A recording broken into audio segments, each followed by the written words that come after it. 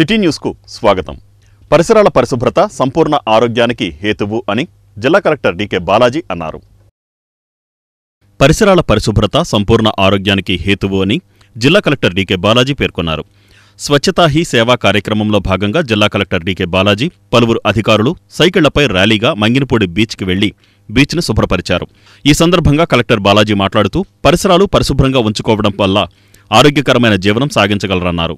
Single use plastic వాడకం నివారించాల్సిన అవసరం ఉందని అన్నారు. ప్లాస్టిక్ వినియోగం మానవాళికి ముప్పు అన్నారు. బీచ్ని పరిశుభ్రంగా ఉంచుకోవడం అందరి బాధ్యత అన్నారు. అంటువ్యాధులను పారద్రోలాలంటే పరిసరాల పరిశుభ్రత పాటించాలన్నారు. మనం ఆరోగ్యంగా ఉండాలి అంటే దాంట్లో ఒక ముఖ్యమైన అంశం మన చుట్టుపక్కనున్న పర్యావరణం. మనము పర్యావరణం నుంచి గాలి పీల్చుకుంటాము. పర్యావరణంలో మనకు శుభ్రంగా ఉంటే మనకు ఎటువంటి జబ్బులు రావు. కానీ మనము రాను ఏమైపోయింది, మనం చిన్నప్పుడు ఒక షాపుకు వెళ్తే మనమే ఇంటి నుంచి సంచి తీసుకొని వెళ్ళేవాళ్ళము. ఏదో హోటల్ నుంచి పార్సల్ తీసుకొని రావాలి అన్నా ఒక బాక్స్ తీసుకొని వెళ్ళి, స్టీల్ బాక్స్ తీసుకొని వెళ్ళి దాంట్లో వేయించుకొని వచ్చేవాళ్ళం. అది నాకు కూడా చాలా బాగా గుర్తుంది. కానీ రాను యూజ్ అండ్ త్రో సంస్కృతికి అందరూ కూడా అలవాటు పడిపోయాం. యాక్చువల్లీ ఇప్పుడు నేను షాపుకి వెళ్తున్నాను ఏదో తీసుకురావాలి అని, మా ఇంట్లో సంచి ఉంది అయినా నేను సంచి పెట్టుకొని వెళ్ళాను. ఎనీవే వాళ్ళు ఫ్రీగా ఇస్తారు కదా అని అక్కడికి వెళ్తాము, తీసుకొని వస్తాము, మొత్తం తీసుకొని పర్యావరణాన్ని నాశనం చేస్తున్నాము. ఈ ప్లాస్టిక్ వాడటం వల్ల మనకు డ్రైనేజ్లో ప్లాస్టిక్ వేస్తాము, అప్పుడు డ్రైనేజ్ వాటర్ పారదు, వాటర్ అక్కడే నిల్వ ఉండిపోతుంది. దాని నుంచి దోమల బెడద స్టార్ట్ అవుతుంది. దాని నుంచి రకరకాల జబ్బులు వస్తాయి. ఇప్పుడు అన్ని కొత్త రకాల జబ్బులు. ఇప్పుడు మీరు కేరళలో చూస్తే కొత్త రకమైన బ్రెయిన్ ఈటింగ్ అమీబా అని 19 మంది చనిపోయారు ఆల్రెడీ. ఏంటి అంటే అది కూడాను నీటి నిల్వలోనే బ్రీడ్ అయ్యే మైక్రో ఆర్గానిజం నుంచి వచ్చేదన్నమాట యాక్చువల్లీ. సో దానికే మనము మన బిహేవియర్లో సమూలంగా చేంజ్ చేసుకునే అవసరం ఎంతో ఉంది. దాంట్లోనే భాగంగా ఇప్పుడు ఈరోజు ప్రభుత్వం ఈ 15 రోజులు స్వచ్ఛతా హీ సేవ అనే కార్యక్రమాన్ని ఏర్పాటు చేసుకుంది. దాంట్లో ఈ రోజు మనము మంగినపూడి బీచ్ని క్లీనింగ్ ప్రోగ్రామ్ ఏర్పాటు చేసుకున్నాము. రాష్ట్ర మైనారిటీ ఫైనాన్స్ కార్పొరేషన్ డైరెక్టర్గా నియమితులైన డాక్టర్ హసీం బేగ్ను గౌసియా మస్జిద్ కమిటీ ఘనంగా సత్కరించింది. రాష్ట్ర మైనారిటీ ఫైనాన్స్ కార్పొరేషన్ డైరెక్టర్గా నియమితులైన డాక్టర్ హసీం బేగ్ను గౌసియా మస్జిద్ కమిటీ ఘనంగా సత్కరించింది. ఈ సందర్భంగా ముస్లిం పెద్దలు, యువత, ప్రజలు పెద్ద ఎత్తున హాజరై డాక్టర్ హసీం బేగ్ను శాల్వాలు కప్పి గజమాలతో సత్కరించారు. ఈ సందర్భంగా కమిటీ సభ్యులు మాట్లాడుతూ మైనారిటీల అభివృద్ధి, సంక్షేమం కోసం ప్రభుత్వం చేపడుతున్న పథకాల అమలులో డాక్టర్ హసీం బేగ్ నియామకం ఒక చారిత్రాత్మక నిర్ణయమని అభిప్రాయపడ్డారు. విద్య, ఉపాధి, స్వయం ఉపాధి, రుణాలు, వ్యాపార ప్రోత్సాహక పథకాల ద్వారా మైనారిటీ యువతకు నూతన అవకాశాలు కల్పించేందుకు ఆయన విశేష కృషి చేస్తారని ఆకాంక్షించారు. డాక్టర్ హసీం బేగ్ మాట్లాడుతూ మంత్రి Kollu Ravindra, RTC chairman Konakalla Narayana Rao, MP Balashowry, DCMS chairman Bandi Ramakrishna తనపై ఉంచిన నమ్మకాన్ని నిలబెట్టుకునేందుకు పారదర్శకత, సేవాభావంతో పనిచేస్తానని తెలిపారు. ఈ కార్యక్రమంలో గౌరవ అధ్యక్షుడు గుల్జార్, మసీద్ president Sardari, vice president Habbu, secretary Iqbal, treasurer Munir, ముస్లిం పెద్దలు తదితరులు పాల్గొన్నారు.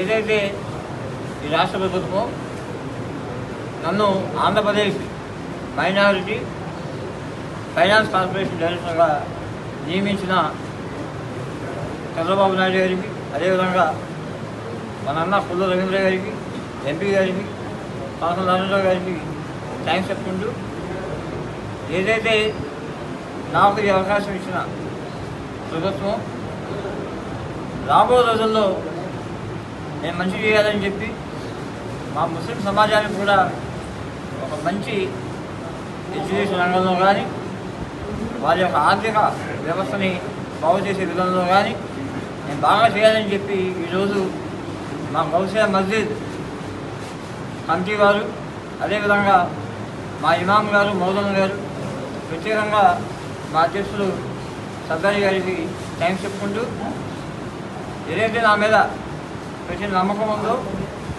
అది ఖచ్చితంగా నేను మంచి చేసే విధంగా ఎక్కడ కూడా అవినీతి కావు లేకుండా పనిచేస్తానని చెప్పి నేను సభాముఖంగా తెలియజేస్తూ, मोहतरम हज़रात, आज के ये गुलपोशी का प्रोग्राम इसलिए हुआ कि हमारे मरहूम कलीम बेग के फर्जंद अर्जमन जनाब हसीम बेग डॉक्टर हसीम बेग को Andhra Pradesh minority finance corporation का डायरेक्टर बना गया है। इसी खुशी में हमारे कमेटी ने ये प्रोग्राम गुलपोशी का रखा है।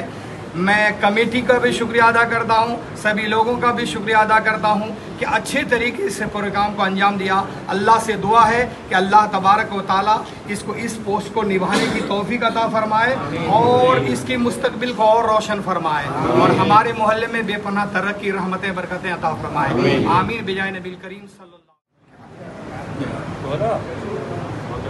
आज इंग्लिश पालम मस्जिद के तरफ से हमारे हसीम बेग साहब को Andhra Pradesh minority finance corporation के डायरेक्टर को हमारे मस्जिद के खुशिया मस्जिद की तरफ से गुलपोशी किया गया है। చలో మెడికల్ కాలేజీ కార్యక్రమంపై పోలీసు వైఖరిని మాజీ మంత్రి పేర్ని నాని స్వాగతించారు. చలో మెడికల్ కాలేజీ కార్యక్రమంపై పోలీసు వైఖరిని మాజీ మంత్రి పేర్ని నాని స్వాగతించారు.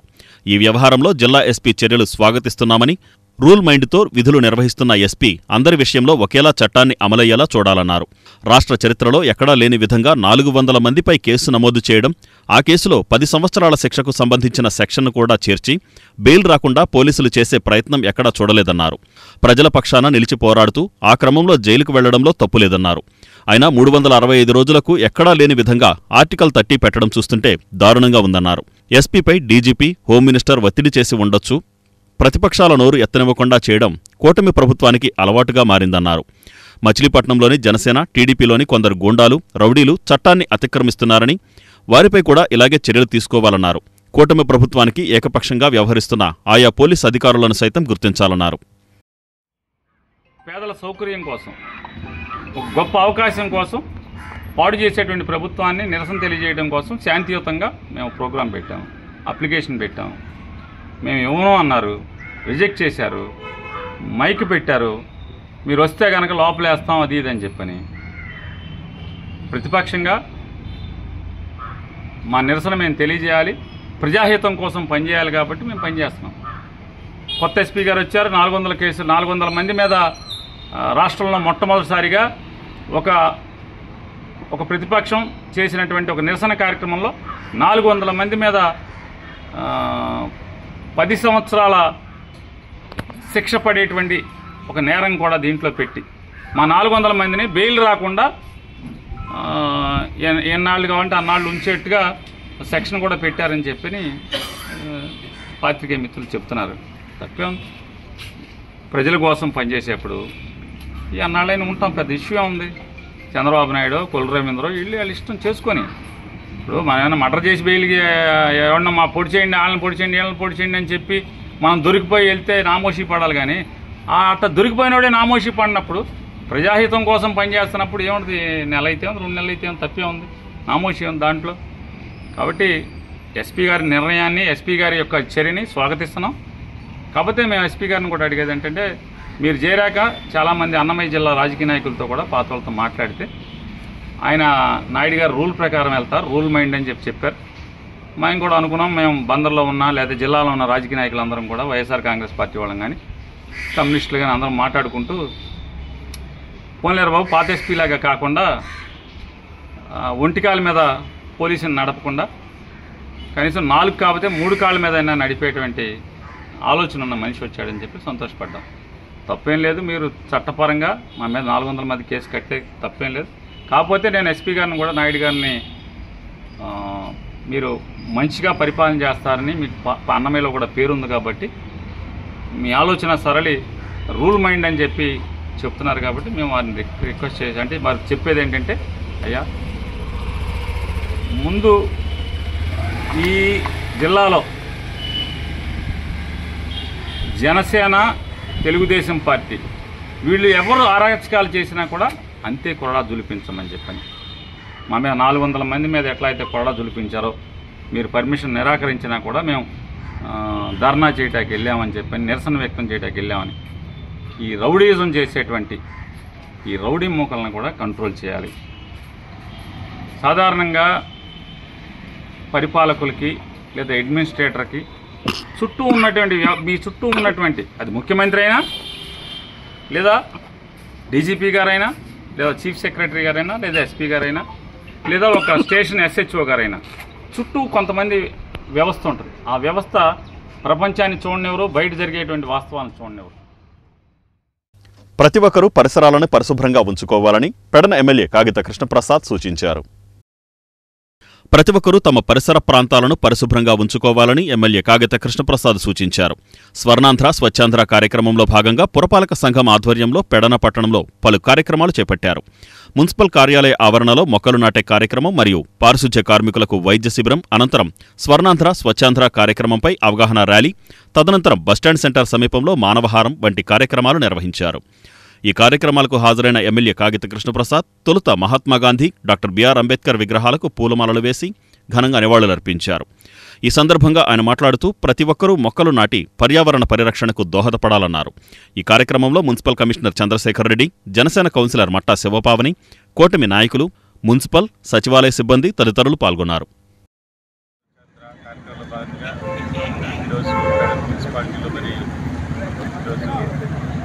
కార్యక్రమాన్ని చేపట్టడం జరుగుతూ ఉంది.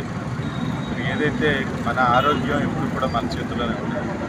మనందరం కూడా మన చుట్టుపక్కల ఉన్నటువంటి అన్నింటినీ కూడా చాలా స్వచ్ఛతగా పరిశుభ్రంగా ఉంచుకోవాల్సినటువంటి అవసరం ఉంది. ఎందుకంటే చూస్తూ ఉన్నాం మనం రకరకాల వ్యాధులు ఈ రోజున మరి సరైనటువంటి శానిటేషన్ లేకపోవడం వల్లే ఇటువంటి జబ్బులన్నీ కూడా రావడం జరుగుతుంది. ప్రతి ఒక్కరూ కూడా తమ యొక్క పరిసరాలను శుభ్రంగా ఉంచుకోవాలి. మరి ఎప్పుడు ప్రతి ఒక్కరూ కూడా మొక్కలు నాటి ప్రతి ఒక్కరూ కూడా ముందుకెళ్లాల్సినటువంటి అవసరం ఈ రోజున ఉందని కూడా తెలియజేస్తాను. ఎందుకంటే ఈరోజు చూస్తూ ఉన్నాం ఎండలు కూడా విపరీతంగా పెరిగిపోవడానికి మరి ఇదొక కారణం. ఎందుకంటే మొక్కలన్నింటినీ కూడా కొట్టేయటం వల్ల ఈ రోజున విపరీతమైనటువంటి ఎండలు, ఎకో సిస్టమ్ కూడా బ్యాలెన్స్ దెబ్బతినేటువంటి పరిస్థితి ఈరోజు చూస్తూ ఉన్నాం. కాబట్టి ప్రతి ఒక్కరూ కూడా మొక్కలు నాటాలి, పరిసరాలన్నింటినీ కూడా పరిశుభ్రంగా ప్రతి ఒక్కరూ కూడా ఉంచేటువంటి బాధ్యత మరి మనందరం కూడా తీసుకోవాలని చెప్పి సందర్భంగా తెలియజేస్తా ఉన్నాను. అదేవిధంగా మరి కార్యక్రమంలో భాగంగా ఈరోజు కూడా మరి మున్సిపాలిటీలో మొక్కలు నాటడం కానివ్వండి, డిప్యూటీ ముఖ్యమంత్రి వర్యులు అట్లానే మన పురపాలక సంఘంలో ఈరోజు మన గౌరవ శాసనసభ్యుల వారు స్వచ్ఛతా హీ సేవలో కార్యక్రమంలో భాగంగా ఈరోజు ప్లాంటేషన్ అయితేమి, శానిటేషన్ అయితేమి, ర్యాలీ అయితే జరపడం జరిగింది. ఇప్పుడే మన వర్కర్లతో సార్ కాంట్రాక్ట్ అయినారు. ఈ ఇంటరాక్షన్లో మాకు ఇంకా కూడా వర్కర్లు కావాలని, ఇంకా కూడా ఫండ్స్ డెవలప్ చేసుకుంటామని, దీని ద్వారా ఊరిని ఇంకా పరిశుభ్రంగా పెడతామని వారందరూ కూడా తెలియపరిచారు. ఇది చాలా సంతోషదాయకము. ఊరు పెద్దది, మనుషులు కొంచెం తక్కువ ఉన్నారు, వెహికల్స్ తక్కువ ఉన్నారు. రాబోయే రోజుల్లో సారు మన ఊరికి మున్సిపాలిటీ తరఫున ఫండ్స్ తీసుకుని వచ్చి, లేకపోతే ఉన్న పన్నుల్ని, గ్రాంట్ని అన్నీ పెంచుకొని, ఇక్కడ వర్కర్స్ని పెంచుకొని మన ఊరిని ఇంకా శుభ్రంగా పరుస్తామని కూడా తెలియపరిచారు సారు. మనకు చాలా సంతోషదాయకము. మన శాసనసభ్యులు వారు రావడం, ఈ కార్యక్రమంలో పాల్గొనడం, మనందరూ సహాయ సహకారాలతో స్వచ్ఛందంగా ఉండాలని, ప్రజలందరూ కూడా స్వచ్ఛందంగా ఆరోగ్యవంతంగా ఉండాలనే దాంట్లో భాగంగానే స్వచ్ఛాంధ్ర కార్యక్రమం ఈరోజు రాష్ట్ర వ్యాప్తంగా నిర్వహించడం జరుగుతుంది. ప్రజలందరూ కూడా ఏదైతే ప్రభుత్వం సంకల్పంతో చిత్తశుద్ధితో పనిచేస్తుందో మన ఆరోగ్యం కోసం, దాన్ని ప్రజలందరూ పాటించాలని చెప్పి ప్రతి ఒక్కరికి కూడా మీ ఇంట్లో ఉన్నటువంటి చెత్తను ఎక్కడ పడితే అక్కడ వేయకుండా, మరి పురపాలక సంఘం వాళ్ళు వచ్చినప్పుడే మరి మీ డస్ట్బిన్లో పెట్టుకుని వేయాలని చెప్పి, దాని మూలంగా మన ఆరోగ్యంతో పాటు మన చుట్టుపక్కల ఉన్నటువంటి ఆరోగ్యం కూడా బాగుంటుందని చెప్పి సందర్భంగా పరిసరాల పరిశుభ్రత ప్రతి ఒక్కరి బాధ్యత అని కూటమి నాయకులు పేర్కొన్నారు. పరిసరాల పరిశుభ్రత ప్రతి ఒక్కరి బాధ్యత అని కూటమి నాయకులు అన్నారు. స్వచ్ఛ భారత్ మిషన్ కార్యక్రమంలో భాగంగా నగరపాలక సంస్థ ఆధ్వర్యంలో కలెక్టరేట్ వద్ద కూటమి నాయకులు మొక్కలను నాటే కార్యక్రమాన్ని నిర్వహించారు. ఈ సందర్భంగా పరిసర ప్రాంతాల్లో చెత్తా చెదారాన్ని తొలగించారు. ఈ సందర్భంగా వారు మాట్లాడుతూ స్వచ్ఛ భారత్ మిషన్లో ప్రతి ఒక్కరూ భాగస్వాములవ్వాలన్నారు. తమ పరిసరాలను పరిశుభ్రంగా ఉంచడం ద్వారా ఆరోగ్యకరమైన సమాజాన్ని నిర్మించగలమన్నారు. పర్యావరణ పరిరక్షణకు విరివిగా మొక్కలను నాటాలన్నారు. ఈ కార్యక్రమంలో DCMS chairman Bandi Ramakrishna, TDP నాయకులు గొర్రపాటి గోపీచంద్, లోగిశెట్టి వెంకటస్వామి, పివి ఫణికుమార్, కార్పొరేటర్ పనిశెట్టి ఛాయాదేవి తదితరులు పాల్గొన్నారు. ఎంత ఇబ్బంది పడుతున్నామంటే పాపం, చాలా పాపం చేస్తున్నాం మనం.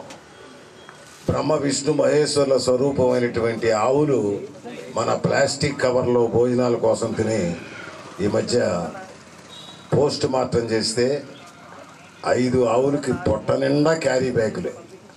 జీర్ణాశయానికి అడ్డుపడిపోయి ఆహారం అది తినటానికి వీలు లేకుండా కడాన చివరికి తిన్నది అరక్క బ్రహ్మాండమైన మా అసిస్టెంట్ కమిషనర్ గారు కూరగాయలు తెప్పించి పెట్టాడు. తౌడు, పచ్చగడ్డి, ఎండుగడ్డి ఇన్ని పెడితే ఆ తిన్నవన్నీ జీర్ణాశయానికి, ఇప్పుడు మనం ఏది తిన్నా కానీ జీర్ణాశయానికి వెళ్ళి అరిగిన తర్వాత బయటికి వెళ్ళిపోతుంది. దానికి అసలు జీర్ణాశయానికి వెళ్ళే దారికి ఈ ప్లాస్టిక్ కవర్లు అడ్డుపడిపోయినాయి. అది కళ్ళారా చూసిన తర్వాత ఏమైనా సరే ఈ రోడ్ల మీద ఆవులు వదిలినట్లయితే అది గోహత్యతో సమానం. మనం ప్లాస్టిక్ కవర్లు వాడినా కూడా ఆ హత్యకి మనకి సంబంధం ఉంది. దయచేసి ప్లాస్టిక్ కవర్లని ఆపేద్దాం, గోవులను తద్వారా రక్షిద్దాం. వాళ్ళేమో మేత పెట్టలేక రోడ్డు మీద వదిలేస్తున్నారు. అవేమో ప్లాస్టిక్ కవర్లు, అందులో మా నాళ్ళు భోజనం చేసి మిగిలింది జాగ్రత్తగా మూట కట్టి ఇలా రకరకాల పేర్లతో స్వచ్ఛ భారత్ ఈ కార్యక్రమాన్ని మోడీ గారు వీళ్ళందరూ కూడా ఎప్పటి నుంచో దీన్ని ప్రారంభించినప్పటికీ దీన్ని కార్యరూపం దాల్చడానికి ఒక మంచి నిర్ణయం తీసుకున్నారు. 3వ వారం కంపల్సరీ ఇది అందరూ చేయాలని మున్సిపాలిటీకి సంబంధించినటువంటి సిబ్బందికి వాళ్ళకే కాదు, ఈ మచిలీపట్నం నియోజకవర్గంలో ఉన్న ప్రతి ఒక్కరికి బాధ్యత. అందరం బాధ్యత తీసుకుంటే ఇది చాలా చిన్న విషయం. కానీ మన వాళ్ళు ఏంటంటే ఇక్కడ చెప్తూ ఉంటారు, ఈ గ్లాస్ పక్కనే పడేస్తాం. కనీసం ఫంక్షన్కి వెళ్తాం, అక్కడ టబ్బు ఉంటుంది, టబ్బులో వేయం, తీసుకెళ్ళి బయట పడేస్తాం. ఇవన్నీ అలవాట్లు మార్చుకోవాలి. ఎందుకంటే ఇక్కడ మనం పుట్టాం, మన పెద్దలు పుట్టారు, తాతలు పుట్టారు ఈ భూమి మీద. ఈ భూమిని కాపాడాల్సిన బాధ్యత మనదే. చంద్రబాబు నాయుడు గారికి, పవన్ కళ్యాణ్ గారు, మోడీ గారికే కాదు, అందరికీ ఉంది. ప్లాస్టిక్ వల్ల ఇబ్బంది అనేది అసలు ముందు నుంచే ఆపాల్సింది. ఇది మొదలెట్టక ముందే అది ఆపుతుంటే ఈరోజు ఈ పరిస్థితి వచ్చేది కాదు. కానీ ఆ రోజున ఆ పరిస్థితి లేదు. ఏదైనా సరే కంపెనీ పెట్టాలంటే చాలామంది పర్మిషన్లు ఇవ్వాలి. దానివల్ల పూర్తి అవగాహన కలిగి పర్మిషన్లు ఇచ్చుంటే ఈరోజు నీ పరిస్థితి వచ్చేది కాదు.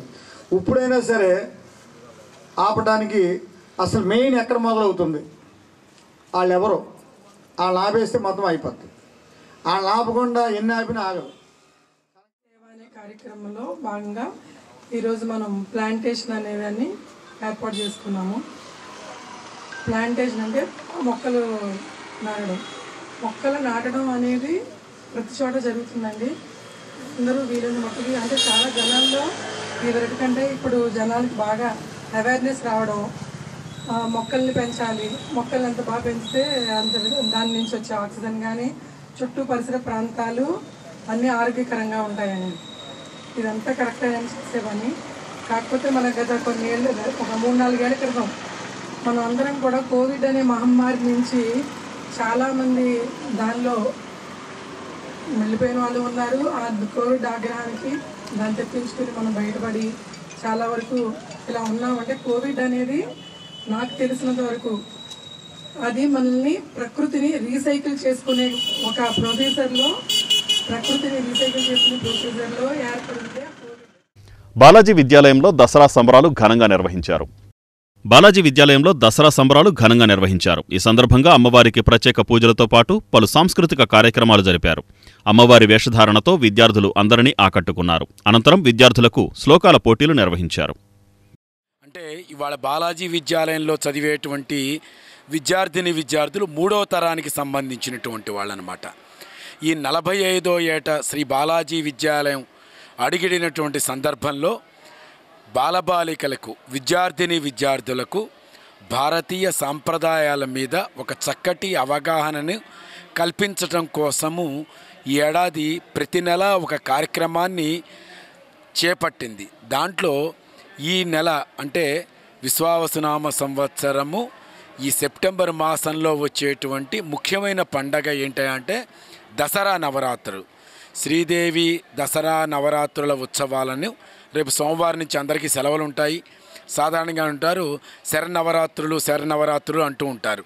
ఆ శరన్నవరాత్రుల్లో అమ్మవారు ఎలాంటి అలంకారాలతో ఉంటుంది అని మనం చాలామంది గుళ్ళకు వెళ్తే కానీ ఆ గుడిలో ఏ రోజున వెళ్తే ఆ అలంకారం చూస్తేనే ఇవాళ అమ్మవారు సరస్వతీదేవి అలంకారంలో ఉన్నారు, గాయత్రీమాత అలంకారంలో ఉన్నారు అని అర్థమవుతుంది. అన్ని పెద్దల గౌరవం ఇటువంటి ఇత్యాదులు అన్నీ కూడా వస్తాయి. అందుకనే మన బాలాజీ విద్యాలయం యొక్క ట్యాగే it is a traditional promotion school అని చెప్పుకున్నాం. అందుకనే బాలాజీ విద్యాలయంలో జరిగే ప్రతి పండుగ కూడా ఒక విశిష్టత ఉంటుంది. ఏ ఏ పండుగలలో ఏ ఏ పర్వదినాల్లో ఎటువంటి దేవతల్ని పూజించాలి, ఎటువంటి వారి ఆశీర్వచనం ఎలా పొందాలి అని చెప్పిన వాళ్ళకి మొదటి నుంచి కూడా వారికి చెప్పటమే మన యొక్క స్కూల్ యొక్క ప్రత్యేకత. ఈనాడు ఈ సెప్టెంబర్ నెలలో విజయదశమి రోజు వస్తుందన్నమాట. విజయదశమి దసరా పండుగలు అంటే కూడా చిన్నపిల్లలందరికీ కూడా ఎంతో ముఖ్యమైనటువంటి ఆనందమైనటువంటి పండగ. విజయదశమి రోజు చిన్నప్పుడు ఏం చేసేవాళ్ళు అంటే అయ్యవారికి చాలు 5 వరహాలు, పిల్లవారికి చాలు పప్పు బెల్లాలు అని చెప్పి చిన్నప్పుడు అందరూ తిరుగుతూ బళ్ళల్లో తిరుగుతూ ఉండేవాళ్ళు. కానీ ఈనాడు అటువంటి సంప్రదాయాల్ని మర్చిపోకుండా మా బాలాజీ విద్యాలయం పిల్లవాళ్ళు విజయదశమి రోజు దశమి రోజు ఉన్నటువంటి అన్ని దేవతల రూపాలని వాళ్ళే ధరించి శుభ్రంగా ఏ ఏ దేవత ఏ ఏ రంగు ఇష్టంతో ఉంటుంది, ఏ ఏ ప్రసాదాన్ని స్వీకరిస్తుంది, ఏ విధంగా ఆశీర్వచనిస్తుంది.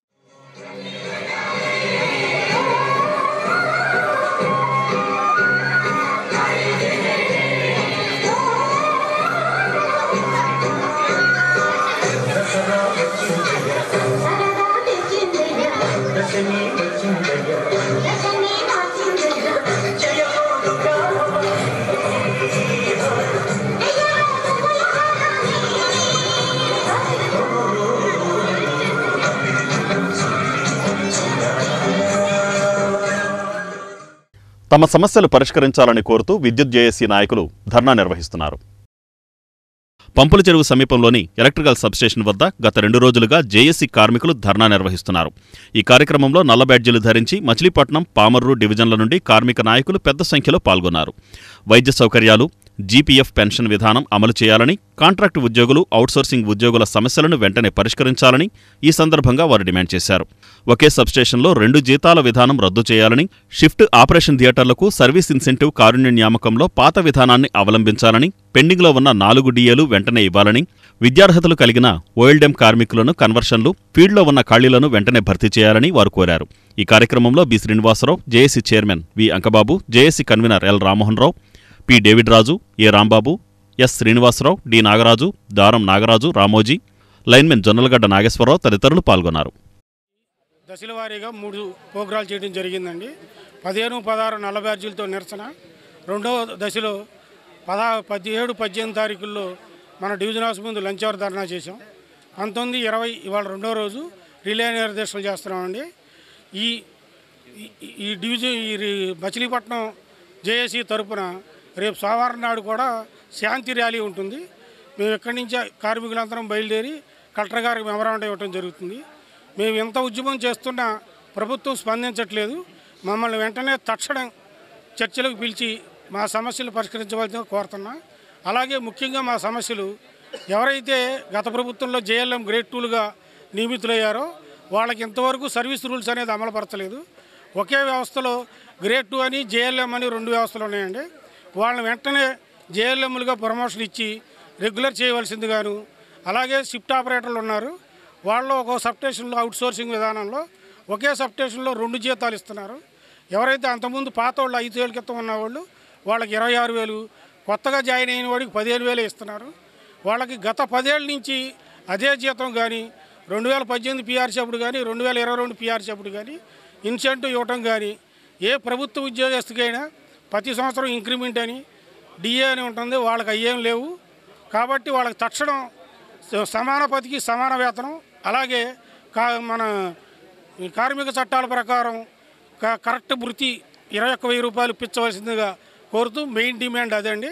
మా రెగ్యులర్ ఉద్యోగస్తులకు సంబంధించి మాకు కృష్ణా జిల్లా కొత్తగా ఏర్పడిన కృష్ణా జిల్లా సర్కిల్కు చైర్మన్గా వర్రా శ్రీనివాస్ గారు, కన్వీనర్గా అంకబాబుని మరియు గుడివాడ డివిజన్, ఉయ్యూరు డివిజను నుంచి ట్రేడ్ యూనియన్ నాయకులను, అసోసియేషన్ నాయకులను అందరూ కలిపి జేఏసీగా ఏర్పడినాము. మా యొక్క న్యాయమైన కోరికలు యాజమాన్యం తీర్చట్లేదు. జేఎల్ఎం గ్రేడ్ 2 అని గ్రేడ్ 2 అనే ఒక ట్యాగ్ తగిలించి వాళ్ళకి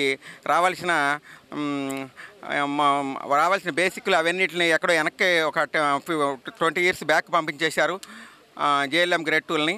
వాళ్ళందరికీ ప్రమోషన్స్ ఇచ్చి రెగ్యులర్ చేయవలసిందిగా కోరుచున్నాము. అవుట్సోర్సింగ్ కార్మికులకు కూడా సమాన పనికి సమాన వేతనం ఇచ్చి వాళ్ళని కూడా గౌరవప్రదంలో నిలబెట్టాలని, మంచి జీతాలు ఇచ్చి వాళ్ళ యొక్క కుటుంబాలు కూడా ఆదుకోవాలని యాజమాన్యాన్ని కోరుకుంటున్నాము. ఈపీఎఫ్ టు జీపీఎఫ్ కూడా త్వరగా చేసి ఇవ్వాలని కోరుకుంటున్నాము.